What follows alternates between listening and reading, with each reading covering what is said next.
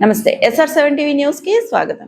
విద్యార్థుల ఉద్యమాన్ని అణచలేరు, ధర్మేంద్ర ప్రధాన్ రాజీనామా చేయాలి అని CITU SFI డిమాండ్ చేసింది. విద్యార్థుల న్యాయమైన డిమాండ్లను పట్టించుకోకుండా కేంద్ర ప్రభుత్వం నిరంకుశ వైఖరితో వ్యవహరిస్తోందని, ఢిల్లీలో విద్యార్థులపై లాఠీచార్జ్ చేయించడం అత్యంత దుర్మార్గమని CITU జిల్లా ఉపాధ్యక్షులు M రమేష్ తీవ్రంగా ఖండించారు. నీట్ పేపర్ లీకేజ్తో లక్షలాది మంది విద్యార్థుల భవిష్యత్తు ప్రశ్నార్థకంగా మారిందని, మనోవేదనతో ఆత్మహత్య చేసుకున్న విద్యార్థుల కుటుంబాలకు తక్షణమే న్యాయం చేసి తగిన పరిహారం చెల్లించాలని ఆయన డిమాండ్ చేశారు.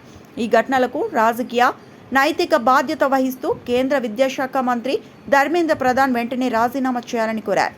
ఈ సమస్యలపై SFI ఇచ్చిన బంద్ పిలుపుకు సహకరించిన సత్యవేడు ప్రాంతంలోని ప్రైవేటు పాఠశాల యాజమాన్యాలకు SFI కృతజ్ఞతలు తెలిపింది. ప్రభుత్వ పాఠశాలల్లో పేరెంట్స్ డే కార్యక్రమాలు ఉన్నప్పటికీ వీలైనంత మేర బంద్కు మద్దతు లభించిందని పేర్కొన్నారు.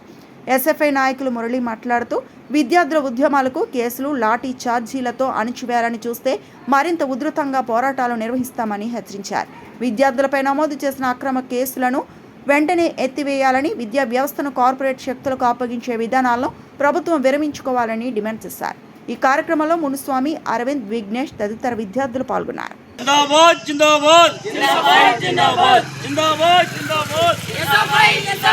వర్ధిల్లాలి విద్యార్థి సంఘాల ఐక్యత, వర్ధిల్లాలి విద్యార్థి సంఘాల ఐక్యత, వర్ధిల్లాలి విద్యార్థి సంఘాల ఐక్యత.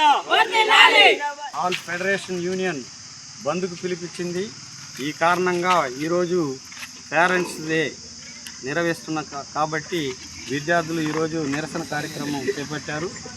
ఈ నిరసనని విద్యార్థులు ఢిల్లీలో చేస్తున్నటువంటి నీట్ ఎగ్జామ్ లీక్ మీద దాదాపు 25 రోజులు జరుగుతున్న ధర్మేంద్ర ప్రధాన్ రాజీనామా చేయాలని చెప్పి అక్కడ విద్యార్థులంతా పోరాడుతున్నారు. అదే రకంగా విద్యార్థులపై లాఠీచార్జ్ చేసి రక్త గాయాలతో అల్లాడుతున్నారు. అంతకుముందు నీటు ఎగ్జామ్ వల్ల ఆత్మహత్య చేసుకున్న విద్యార్థులకి నష్టపరిహారం చెల్లించాలి. ఇప్పుడు విద్యార్థులపైన ఉన్నటువంటి కేసులని పూర్తిగా రద్దు చేయాలి.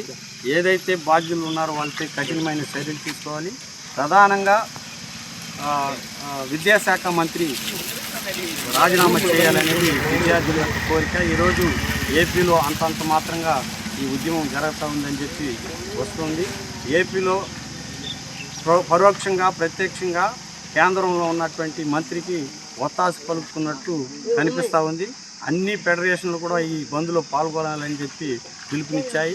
ఈరోజు భావి తరానికి పూర్తిని అందించేటటువంటి విద్యార్థి ఈ దాదాపు 24 సార్లు నీటు పేపర్లు లీక్ అవ్వడం వల్ల విద్యార్థులు ఆత్మహత్య చేసుకునే పరిస్థితి వస్తుంది.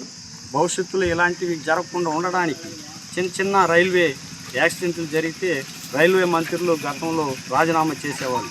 ఇంత పెద్ద అవినీతి అక్రమాలు జరిగినాక ఎంతోమంది విద్యార్థులు ఆత్మహత్య చేసుకున్నారు. ఆ ఉద్యమం ఒక రకంగా ఢిల్లీని స్తంభింపజేస్తూ ఉంటే కేంద్రంలో ఉన్న బీజేపీ ప్రభుత్వం దీన్ని పట్టించుకోకపోవడం చాలా బాధాకరం. కాబట్టి ఈ బంద్ని సక్సెస్ఫుల్గా చేయడానికి ఇదే పోరాటం. ఆయన రాజీనామా చేయకపోతే ఈ విద్యార్థులతో కలిసి వాళ్ళ యొక్క భవిష్యత్తుని అంధకారంలో నెట్టకుండా విద్యార్థి సంఘాలు అన్నీ కూడా ఐక్యంగా పోరాడాలని చెప్పి ఈ సందర్భంగా తెలియజేస్తూ నాకు ఈ అవకాశం ఇచ్చిన అందరికీ ధన్యవాదాలు.